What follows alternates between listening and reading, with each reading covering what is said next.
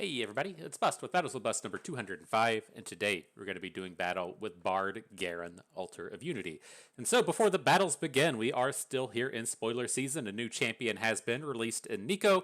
We're going to stop and talk about her just a little bit before the battles begin. And so unfortunately, I'm over here on the Mobalytics site. I hate this site so much, but runeterra.ar had the cards up, but the images weren't quite loading. And so we're here to this dumb site to where they don't even support the game anymore. But for whatever reason, Riot still comes out and supports this company. And so I assume it's because they have that big and nice business relationship in terms of League of Legends. But it's really unfortunate to me that Mobalytics just abandoned Runeterra. But Riot still comes forth and supports them and says, hey, we're on the main site here. Go to this site that doesn't even update itself, that doesn't even work in Firefox. And so it's just pretty frustrating to me to have to come to this place to where they don't even try, right? They just don't even try whatsoever. And so, nonetheless, saltiness aside, Neeko, she is a Runeterran champion. So she has this special origin ability, a special deck building requirement for what you're able to build around. And so that's going to be the many-shaped friends, the card here in the middle. You can't click on it and enlarge it. It's not my fault, it's theirs. But it says you may put a bird, cat, dog, elnic, fae, reptile, or spider follower into your deck during deck building. Very important to note that it says follower, so you can't include, say, a Nidalee and an Elise in your deck just because they have those keywords. You can't include all of the Shuriman champions, the Azir bird and the Renekton reptile and the Nasus dog. You only get the followers in your deck. It's also worth noting that with, say, in the Weapon Masters and cards like Fish Fight, it's a spell that has the Weapon Master tag. If there is at some point a reptile spell or a dog spell or whatever, those cards will not be includable with the Neeko deck based solely on her origin ability. And so it's just going to be the units that she gets access to. So moving on to the champion herself, down to the left, we can see that she's a 2-2 for 2, and then doesn't really do anything else, right? Her attack ability is just a requirement to flip, but she has this play ability that says you may disguise me as one of 3 2-cost followers from my origin. And so very interesting ability there. So what's going to happen is you'll play Neeko. You'll be given the option of 3 followers to choose from. Neeko will actually appear as a 4th follower, so if you're used to playing a card like Sump Dredger or Blowback, to where if you want to ignore the active part, so with Sump Dredger, if you don't want to cycle, with Blowback, if you don't want to discard anything, you had to go to the right of the screen and push the play button.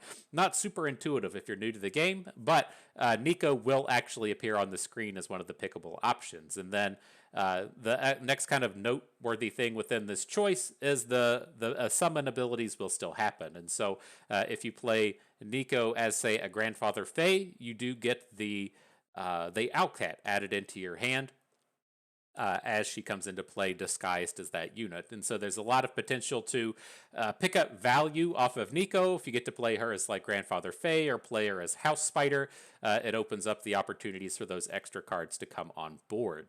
And so after that, the exciting part really gets to begin with her attack ability. So if you've attacked with allies that have 6 different subtypes, now this one does not specifically mention that the subtype has to be from her origin. So if you look at her play ability, it says you may disguise me as one of 3 2-cost followers from my origin.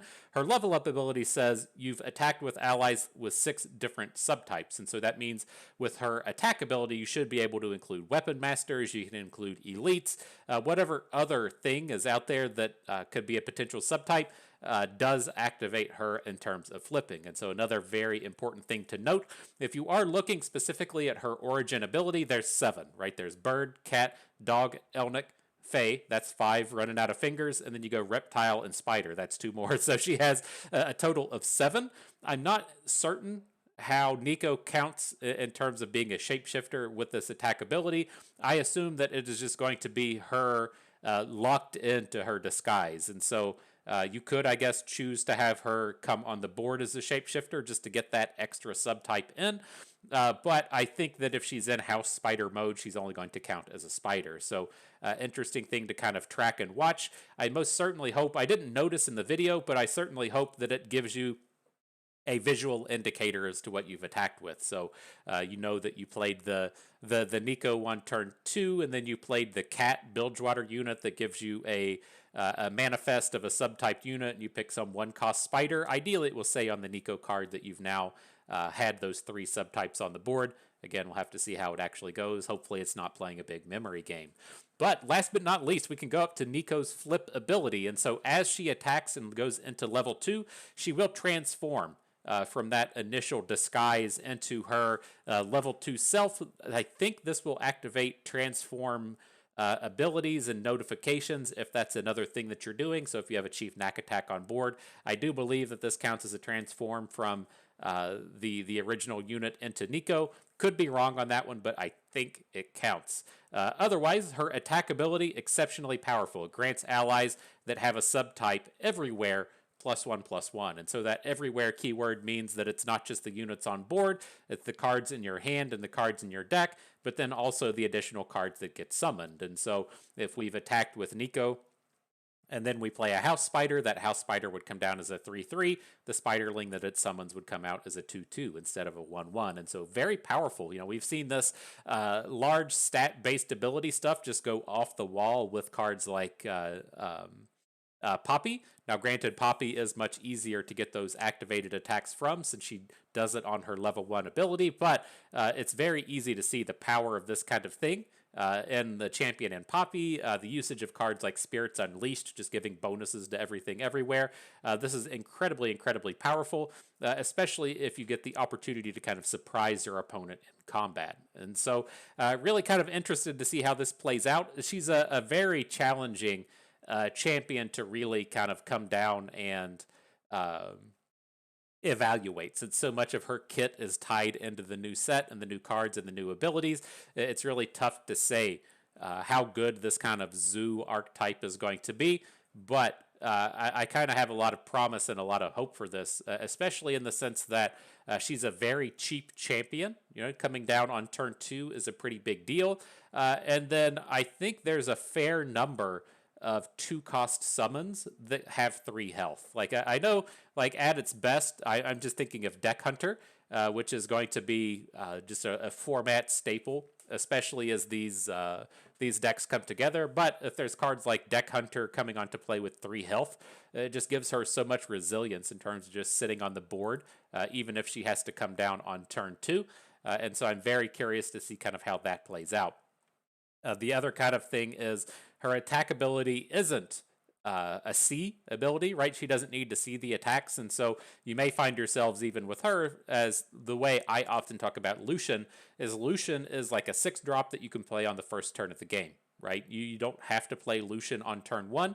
He's not that exciting to play on turn 1, just coming down and dying to Vile Feasts and everything, and you don't have any units on board, so he's never going to level up. He's much more interesting to play on, say, turn 6, when you can have a board full of units, you play a 5-drop, and then you follow up with Lucian, and then you make your big attack after your opponent's had to burn some of their removal spells already, and they've had to spend some of their mana for the turn. And so I could very much see Neeko fitting in that kind of sense, as to where we don't play her on turn 2, right? We play her on turn 6, with turn 6 having a 3/3 elusive that just boosts your entire team.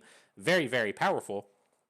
And then if things happen, we mulligan and we just have a handful of like 5 and 6 drops, we can still play Neeko on turn 2 to ensure that we have this nice curve fill. And so she's a very powerful champion in that sense. If she is able to come down and just generate a card, like all of these 2-cost cards to generate another card have been extremely powerful throughout the history of the game. I feel like Neeko, she isn't quite up to that level of Lucian and Samira, to where they just go nutsos and they're just these gigantic value monsters. But I think she's going to be kind of very close in that sense, that especially with those cards, to where they come on the board and they don't seem like they're doing a lot. Right, you put action on the board, he summons the landmark, whatever, he gets an attack in, it starts ticking down, you don't really care. You know, he might get to chip it down over the course of a couple turns, and it doesn't feel like action's really doing anything, but he has been coming down and really like shaping a lot of the combats and shaping the sequencing of what your opponent does, having your opponent kind of try and dodge this quick attacker and worrying about this guy getting loaded up with a big equipment or something. It doesn't feel like he's doing a lot because his value is spread out over the course of the game, to where if you play like Darius, it's very easy to see Darius just like nugget you for 10. And I feel like Neeko's definitely going to be in that camp as to where she's coming down early, maybe doing something, and then just dying off, but you're kind of saying whatever. Then she turns up again on turn 8 and boosts all of your allies and gets this giant attack in, or maybe we even get to use a rally with her. Who knows, right? And so very interesting in what she's going to be capable of doing. And so last but not least, we do have her Shape Splitter ability. This is going to be her flip card. It doesn't have a rarity assigned to it, so you can't actually include this card in your deck. So this is going to be like Jen's Reload Shot. whatever that thing is called, right? Reload Shot is literally every shot after the first one, I guess. Well... yeah, like I guess the first time Jen loads his gun, he's just loading it, but every one after that's going to be a reload shot, right? And so I'm not I'm not a gunsmith. I'm not down with the terminology if the second load ever is your reload, or just the second load in your shooting session as you're blowing up watermelons or whatever you do, if that's what the reload is. But the Shape Splitter, this is just the Neeko flip, and it's reasonably powerful, right? It's very easy to call it a better, what's the Z flip? The Shadow Shift. It's like better than Shadow Shift, but worse than Syncopate, but it does also generate summon abilities, and so if Neeko was in that Grandfather Fae or House Spider form, doing the Shape Splitter would protect Neeko in whatever combat mess she was in, or protect her from whatever removal spell, and then it would also get that summon ability. And so it's somewhere, kind of in the middle. It's definitely more powerful getting a copy of your unit on board instead of just a 3/2 ephemeral. But with Syncopate, you got to kind of pick and choose how the combat was going to go. And so Syncopate had a bit of more opportunity, at least in terms of combat. In terms of dodging a Mystic Shot or something, it was a little bit worse. And so, this card has some credence to it. It has some interesting abilities to it. I would be kind of interested to see what happened if this was like an actual real card that you could build around, but it's just Neeko's flip, and so it's not something that we're going to see come into play too often. And so, exciting. Both champions so far, Nidalee and Neeko, it seems like they're both absolutely standard ready and most likely Eternal ready. And so I'm very interested to see how these play out, especially with Neeko and Eternal, and really getting to expand out on the Zoo theme and the different followers that you're able to get in that kind of expanded format. But with that out of the way, back to the deck. Sometimes people say, hey, Bust, is there a difference between what I want and what I need? And I must say that there absolutely is. And so sometimes people will say, hey, Bust, I want to see you play Seraphine, and you just tell them to fuck off. And they're like, hey, Bust, can you play some Rise today? And you say, absolutely not. Or they're like, hey, Bust, how about we have a little Karma Sesh set? And you say, fuck you, go find another channel to watch. It's very easy, right? I don't do this as a job. I do this because I think it's fun. And so if I don't want to play Seraphine, I don't have to. And so is there a difference between, hey, Bust, what I want and what I need? Absolutely. You just want that stuff. You're never going to get it from here.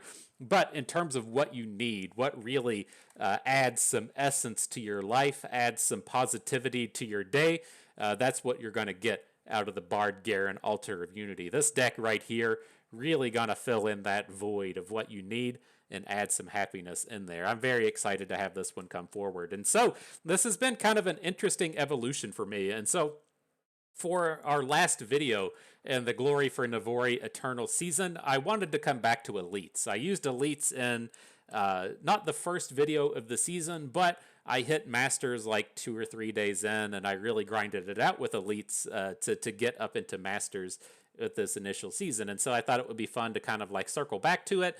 And as we've gotten to this point in the season, it's starting to get apparent that these Demacia-based decks kind of want to play stuff like Stony Suppressor and Petricite Pillars to come in and combat the likes of Seraphine Samira and the likes of Aphelios Viktor and the like. And so I was trying to kind of like push all of this together, and I wasn't quite happy with it. And then I kind of moved into the space of trying to play Poppy Bard instead of Elites, and then I wasn't quite happy with that. And at the end of the day, I kept being in this spot where I was just like, man, I would really like to have Altar of Unity in this deck. And it's just mind-blowing to me that this is a way that this day was actually going to go.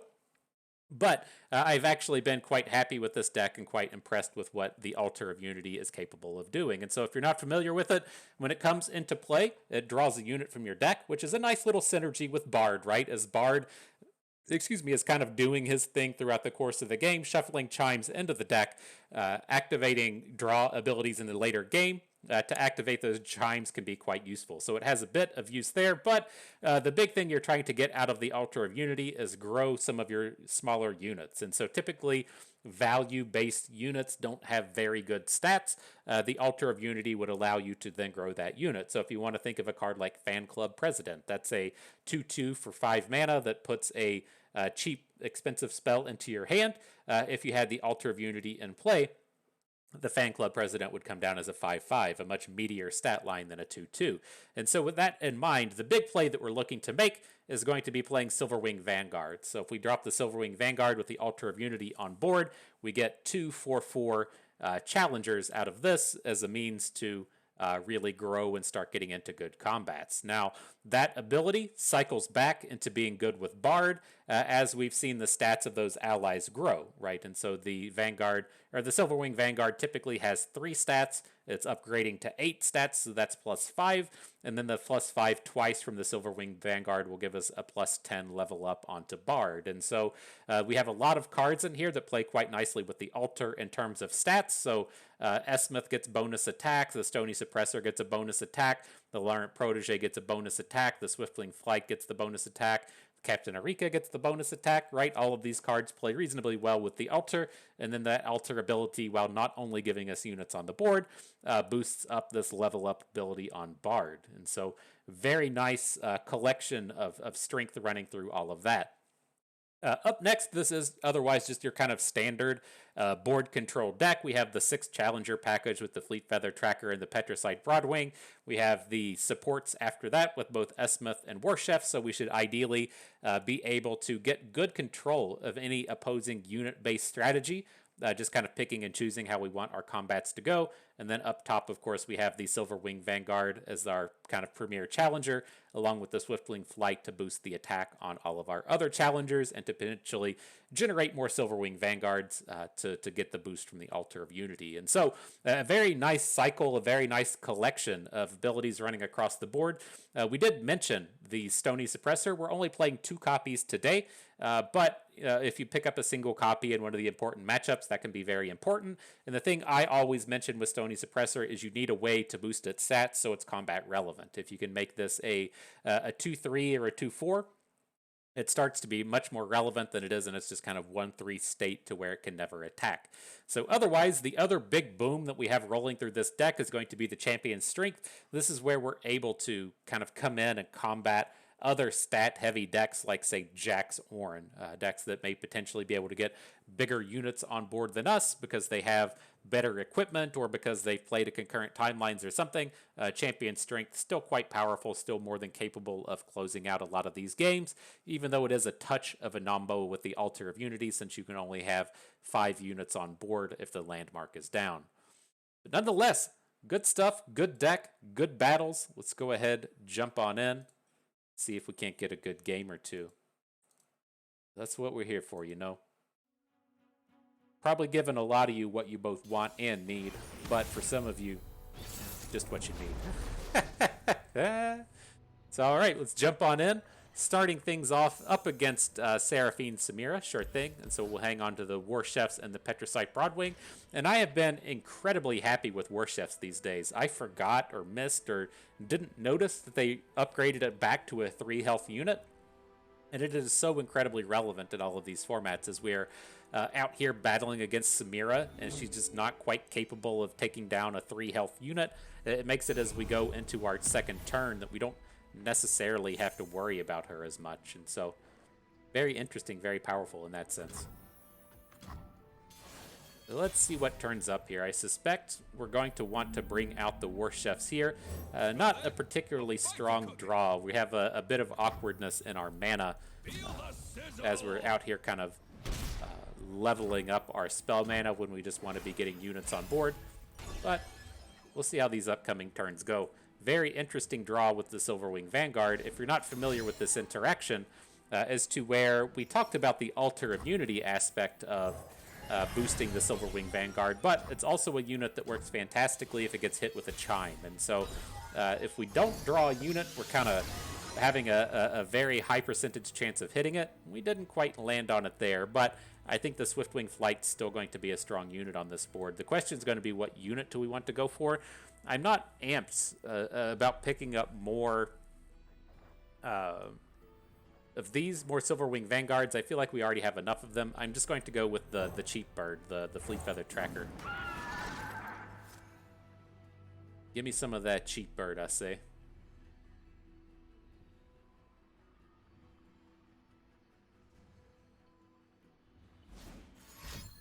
Alright, something nasty coming in. Probably like a pirouette or something. Shut down a large portion of our attack. Sure is. Pirouette and a high note. Okay. So no attacks for the round. Sad day for us. There's the altar. Alright, let's start getting these big boys on board. Okay. He was playing Called Shot? Interesting. Alright, but we got the good stuff on board now, right? We got this Altar of Unity down. These Silverwing Vanguards ready to be 4/4s. It's just gonna get real. That's kind of lame, dude. I would expect nothing less from a filthy Seraphine player. Filthy, downright dirty. Alright, so what we're going to be looking towards here is we do have the champion strength in hand. I don't really want to play it on this upcoming turn. It's just very easy for opponent to chain off a bunch of spells, right? As he was able to just cast 2 or 3 spells and get a bunch of stats on board. Don't quite want to be running into that here. I want to have, you know, as close to 6 units as we can when we're coming in for our champion strength 2 turns from now.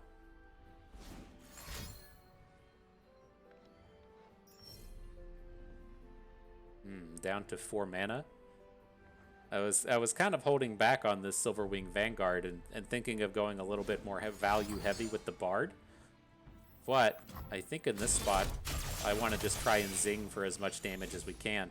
If opponent does something weird next turn, there's a very real chance that we might actually just champion strength next turn and kill him.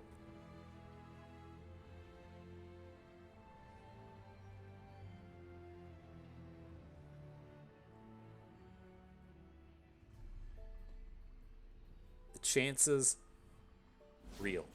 Very real.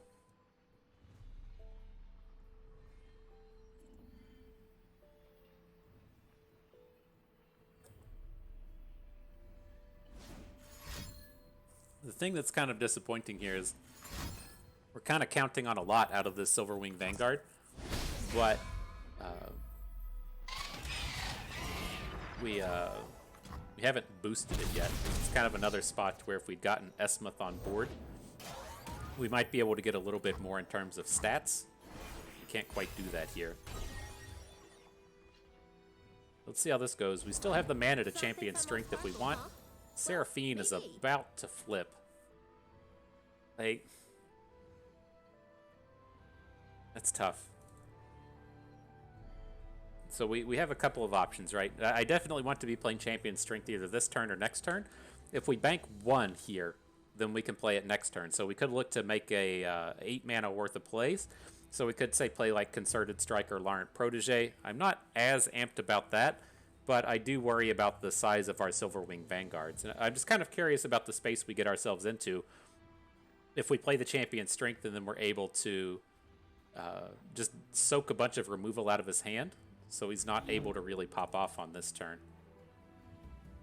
I think I like it in the sense that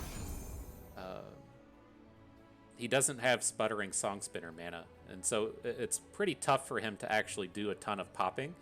And he's already played 1 Disintegrate and 2 Pirouettes, and so there's not a ton left in the kit that can stop these. And so he might have a couple of removal spells to kill some units, but he's not going to have a lot of stuff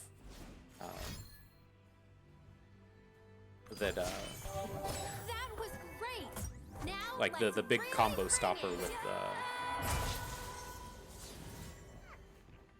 whatever you're called. All right, he has the kills for 2, but we will get to empty out his board for the turn.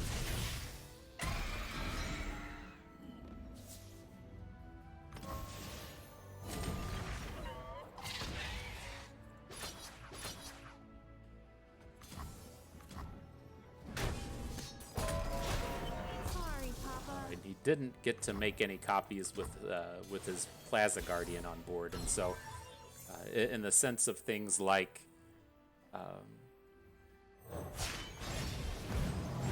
iterative improvements and Blood for Bloods, not particularly strong at the moment, unless he already has another Plaza Guardian in hand. At that point, we're just dead, but we'll see.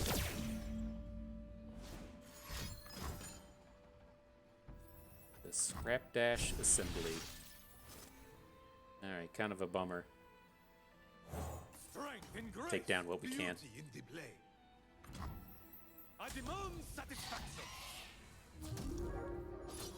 But I wanted to keep the mana up here for the Ranger's Resolve.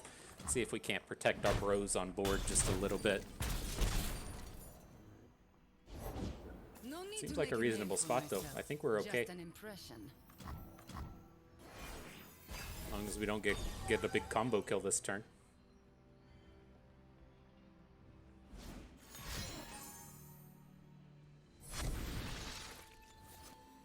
Oh my gosh, that's gonna take us forever to kill through.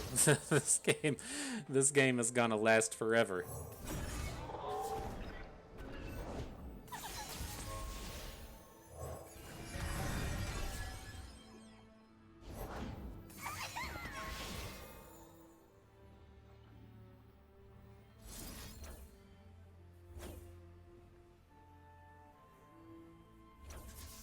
Let's try and strike down this Samira. Maybe we should have taken it a little bit faster. It's kind of easy to play a flare and one more spell now to get the flip on her. But if he does get the flip, we should be able to still get the kill with the concerted strikes in here. This is a very challenging collection of 3 attack units to try and take down. So it looks like he's got our Bard, but not our Bird.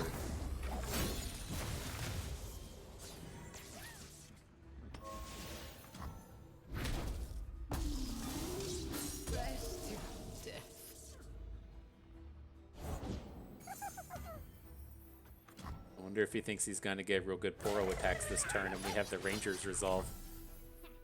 I'm going to let this happen. Like, we have the double space getting taken up next turn with the Silverwing Vanguard. And so, if we draw like any unit, then we should be able to just fill out our board. All right. Both of the chimes landed on the bird, and now we get to Garen. Maybe Fam Jam. Maybe. Card draw is very good for opponent here. Just the downsides, there's just like no way we're going to kill this turn. Just so far away. For king and country. Well, like I guess maybe our birds are going to get to battle. We do what is right. Harry, riposte, you are toast. All right, well, let's attack something like this. Bring these guys down here. See where that gets us. Ranger's Resolve, ready to do some work.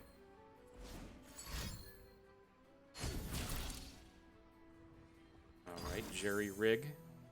And a Death Lotus. Well, we got the answer to Death Lotus.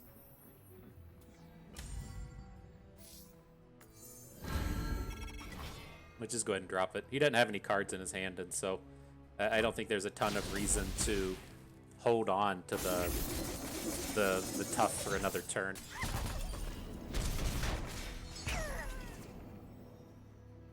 Alright, Fam Jam. Think we got off to a good start. Opponent says, look how cute I can be. I can take down your Altar of Unity. He says, that's not it, my dude. That's not the answer. Alright. GG. Market a W for bust. Justice triumphs.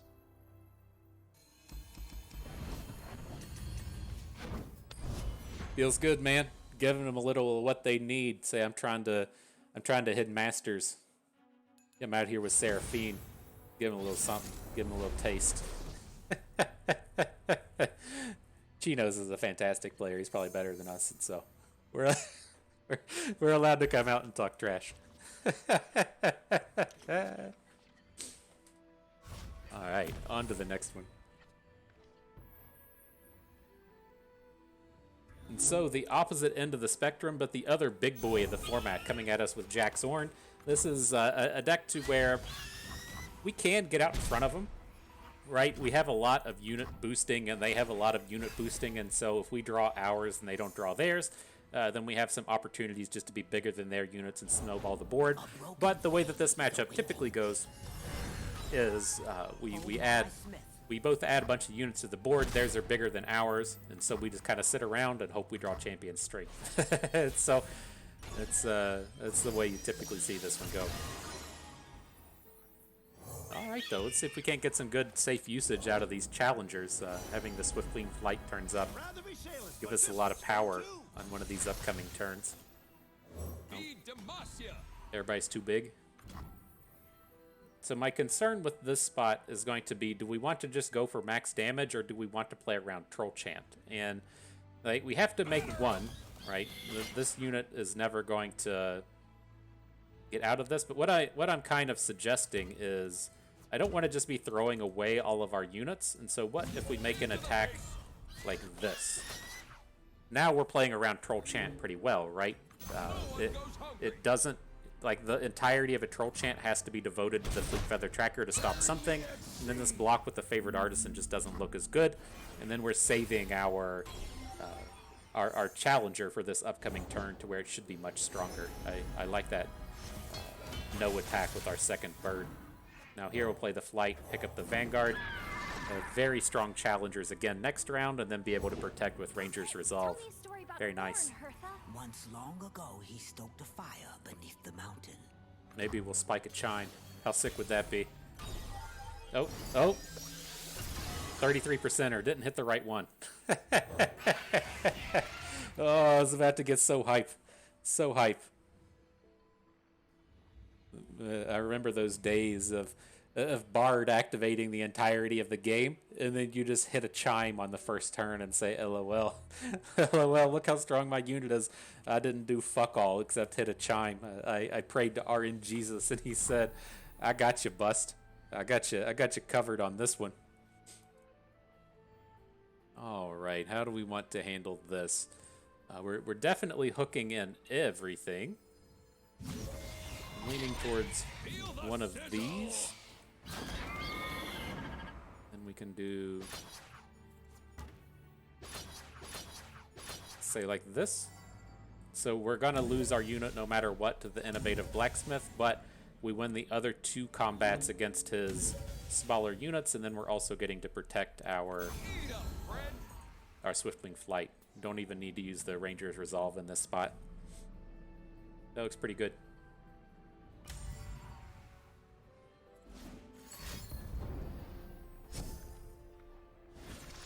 You face a ghost. It's a little more tempting to drop it now. I don't like losing the Swiftwing Flight. And what I kind of envision is going to happen in this game anyways is next turn we're going to play Bird, and then we're going to Concerted Strike literally any unit that the opponent has on the board, and then we'll just open attack on the following turn. And so we'll see if that's capable. There is some scary stuff, like if he has a Bellows Breath and is able to nuke our board. But as it stands for the moment, this is a very powerful Bird in Concerted Strike. All right, we're safe. Did I see you using my lamp to stir the pot last night? Sorry. So picked up all Tough. the spoons were dirty. So I think this is okay. I'm going to look to Concerted Strike down the Jax. Definitely doing it now. Definitely feeling pretty good about that bit of a pause. But the thing I was going to say with opponent at 3 mana was, even if he has the Jax flip, the barrier thing, with the Concerted Strike hitting twice should be enough to get the blow up.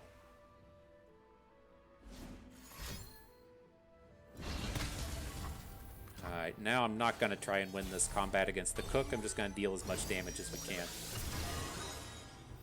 So, damage bros load up. Let's spread this damage out as much as we can. So we'll do like... Hand to the face.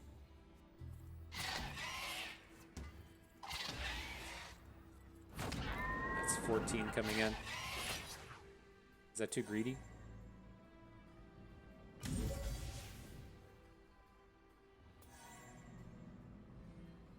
I mean, we can do like this. We're short of lethal this way, though, right? But it gets us up big enough to actually kill the guy. Yeah, let's just go for the lethal. Can't fight on an empty stomach. We can pretty easily refill this board, even if he starts to kill our dudes. I'm trying to think if there's some kind of way to math this, right, to where we have the 13 damage that we're looking for, and then the combat cook is still taking 5. I don't think that that's a possibility. I could be wrong. One of you math nerds could probably figure that out, but I don't think it's a capable spot here. All right, so he prevents the lethal. That's okay. No real problems there.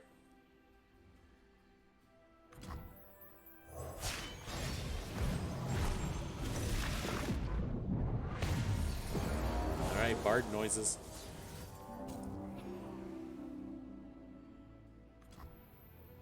I was curious if we shouldn't be trying to get this Stony Suppressor on board. Maybe, like, it's tough. We don't super want opponent to know about it, but they're also not playing a ton of spells. Like, the Three Sisters isn't something you typically see out of Jax Ornn. And as we go into combat next turn, it's like the only usual trick is going to... Excuse me, is going to be like a... by the light, as my ancestors did. What's it called? A troll chant or something.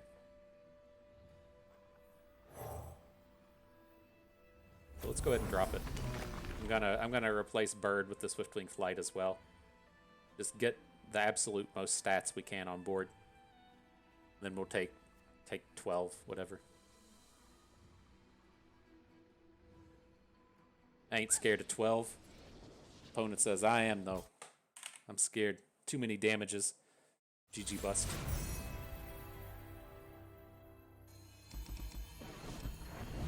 Alright. 2 in the books. Marked them down. Delightful little W's. GG.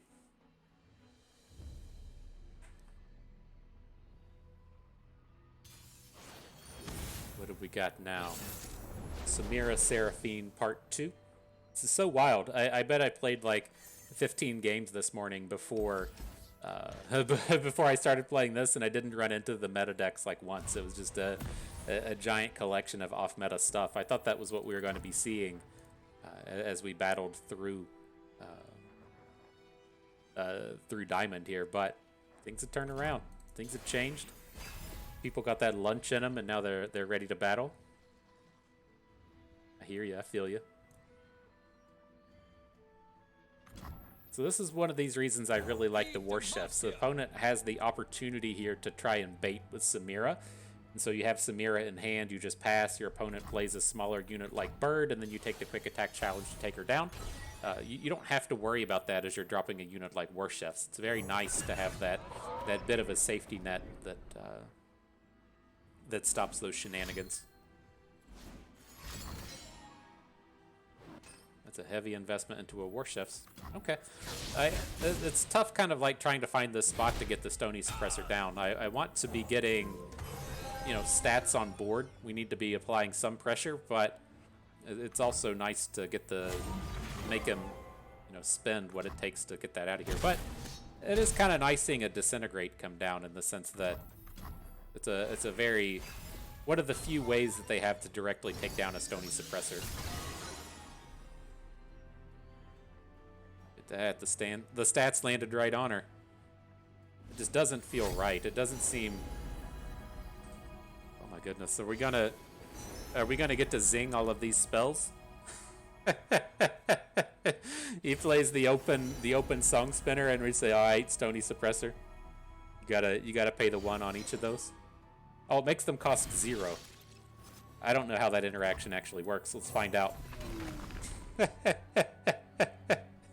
find out. LOL. That's what life's all about right there. I'll tell you that. King and country.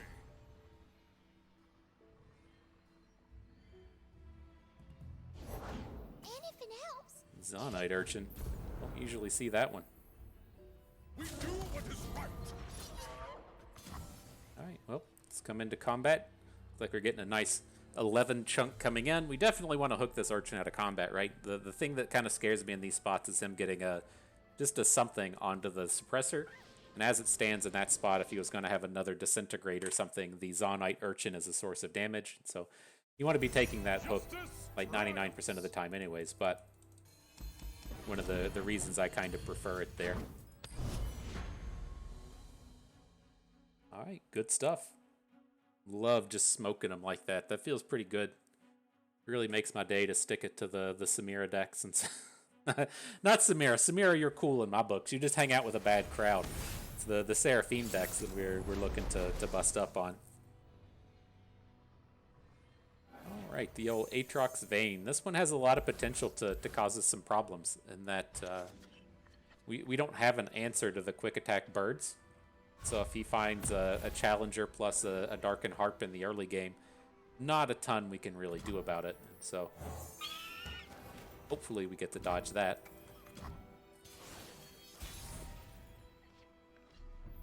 Now bird turns up. Let's go ahead and drop it. He shouldn't be able to play any equipment this turn. My cause is virtuous. Forget about this guy. And so I felt fairly safe getting our units on board, and then you're kind of in a spot to where you're like, well, if I'm able to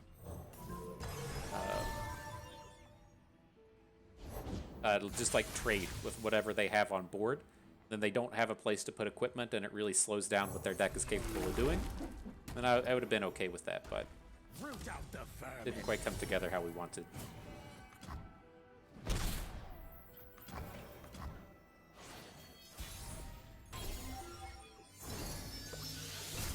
That chime gonna land onto Bard. Not a very strong set of attacks here. I think we still want to come in, and then I'm gonna follow up with this altar. And so let's go ahead and just start putting damages onto Vayne. I'm not super worried about the Ranger Knight. Chip in just a little bit, and now they're more manageable in terms of getting a hook and taking them down. And so while we should be able to get pretty good hooks with our 4/4 Vanguards, if we pick up another Petricite Broadwing or something, they should be more likely to win those combats. There we go, Fleet Feather Tracker. Alright, how bad is this gonna be? Right? How bad is the Ranger gonna be? This is an awkward and tough spot in the sense that I kind of want to get Bard down because he lines up so well against the Ranger Knight.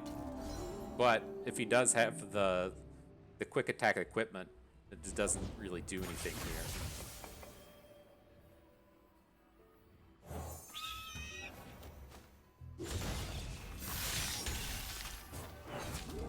Alright, get out there, Bard. Just do what you can. Slow him down by any means. Banish the immoral. Okay.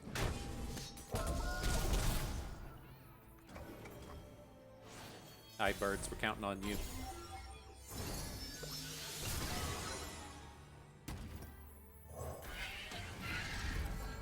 Counting on you, birds. Uh-oh. That's scary, isn't it? You heard it here first. Oh, it's just another Darkened Spear. By my hand, I will end their suffering. So how bad is this?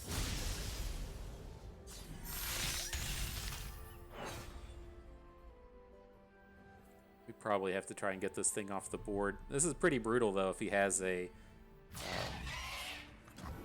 if he has another way to kind of interact with us here.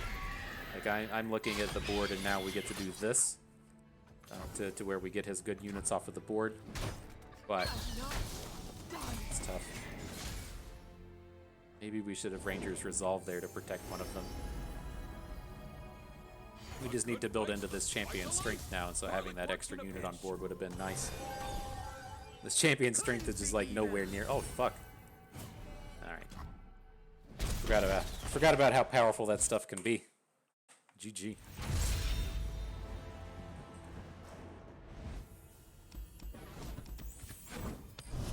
All right, on to the next one. This will probably be our last one. We've been doing 5 games in these preview videos. Just a little bit short of an hour, and so maybe we'll get something exciting happening in this one. All right.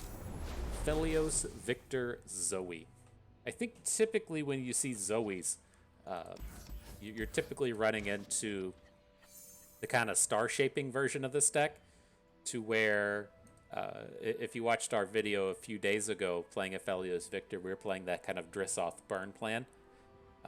I think the decks that play Zoe typically play like the star shaping and the winding light, but I mean there's no way to tell if they've made the switch over or not.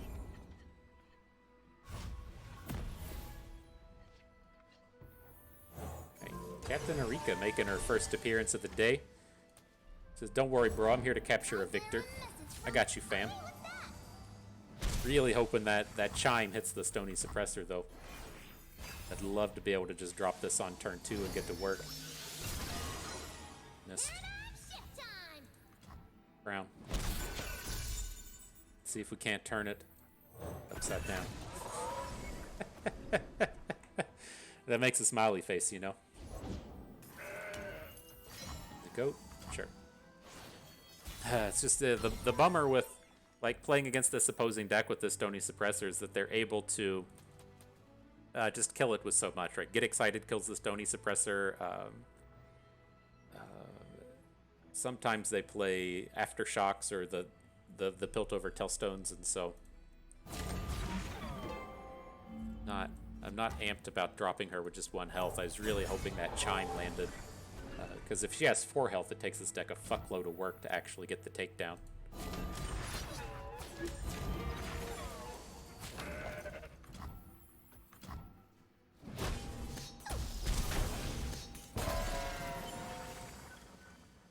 Alright, well, we'll see.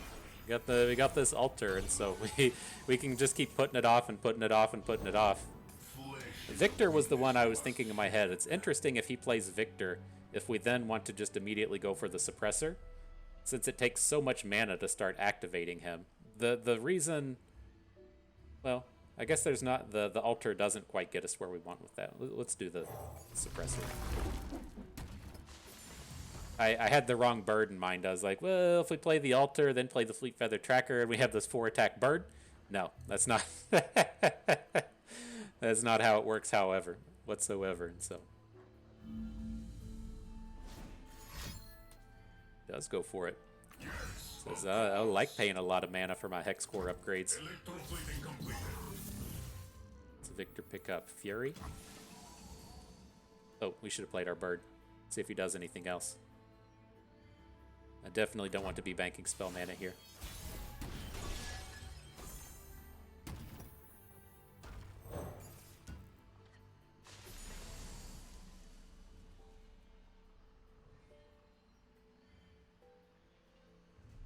So yeah, all around kind of awkward. I think we still just want to be building up board, right? We've already got champion strength in hand. If we roll around on turn 7 and have a full board, then we'll be able to drop it. And next turn, I'm really looking to just drop Captain Erika onto Victor. So I don't really want to be getting into combat and just punching in 3 or 4 damage this turn. I think we just need to play the waiting game.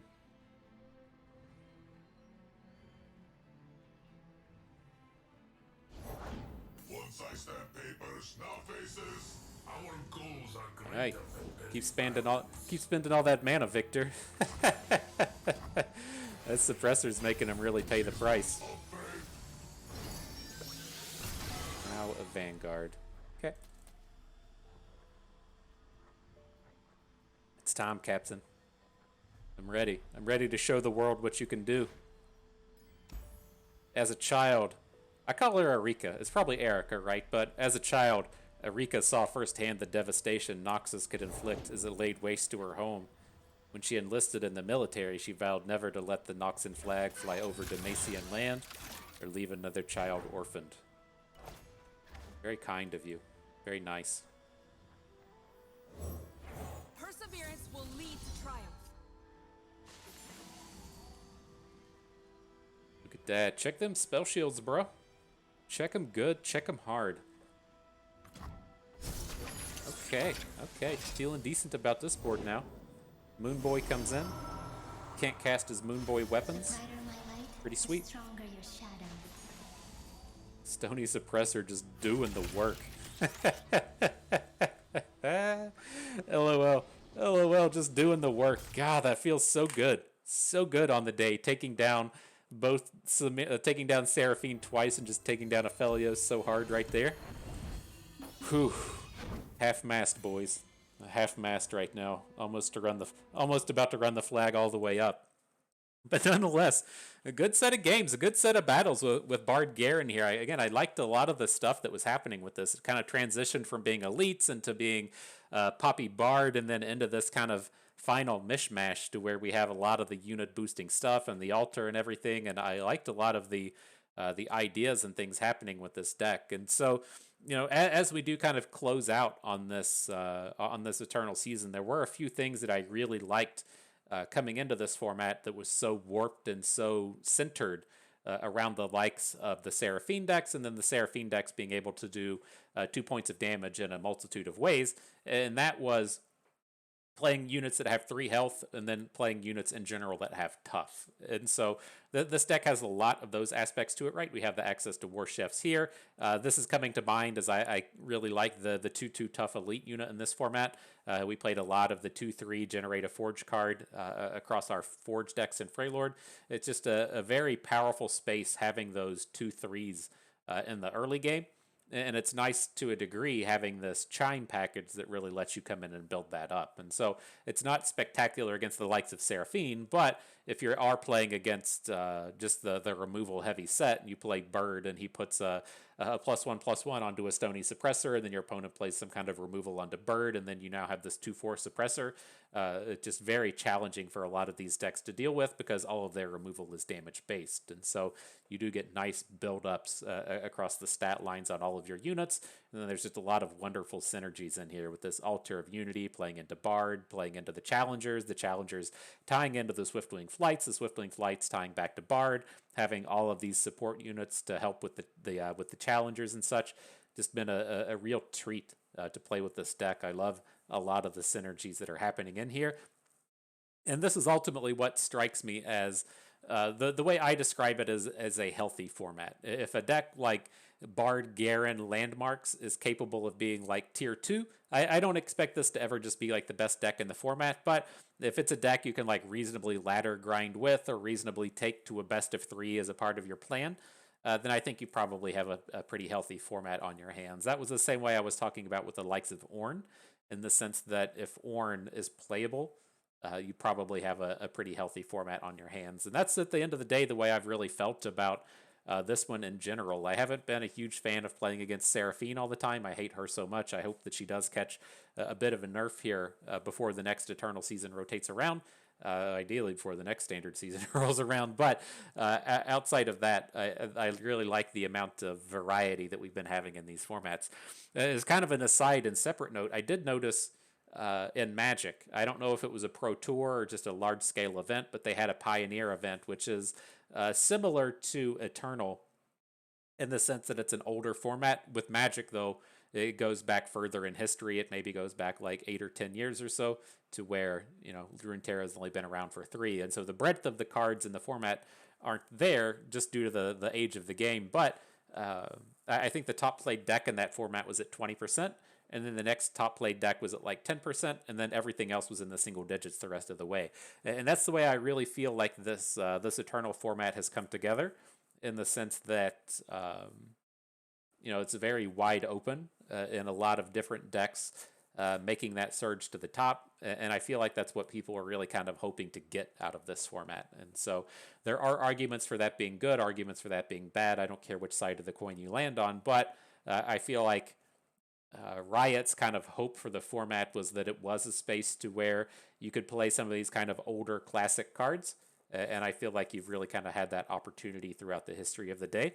And for our last glory for Navori video, I should say, I got to give a hats off, a high five, a props, slap them up top to Riot. I feel like this has been a very fun month over the past month. I really enjoyed it. And so that's going to do it for us today. I hope everyone enjoyed the video. Hope you maybe learned a thing or two along the way and you had a good time watching. This is Bust, and we thank you for being here.